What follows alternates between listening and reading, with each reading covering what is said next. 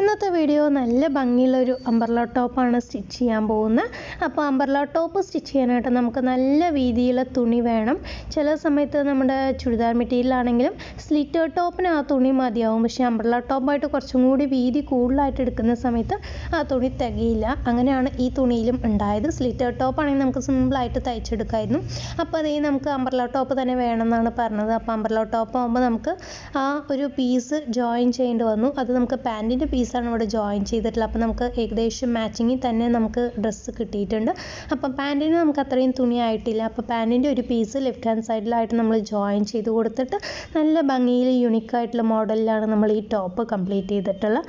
അപ്പോൾ ഇതുപോലത്തെ ഡ്രസ്സസ് ഉണ്ടെങ്കിൽ നിങ്ങൾക്ക് സ്റ്റിച്ച് ചെയ്യാൻ പറ്റാത്ത അംബ്രല്ല മോഡലൊക്കെ ഈ ട്രൈ ചെയ്യുമ്പോൾ തുണി കുറവുണ്ടെങ്കിൽ അതിൻ്റെ പാൻറ്റിൻ്റെ പീസും കൂടി ജോയിൻ ചെയ്തിട്ട് നല്ല ഭംഗിയിൽ ചെയ്തെടുക്കാവേ. ഇന്നത്തെ ഈ ടിപ്പ് ഇഷ്ടമായിട്ടുണ്ടെങ്കിൽ ലൈക്ക് ചെയ്യാനും സപ്പോർട്ട് ചെയ്യാനായിട്ട് മറക്കരുത്.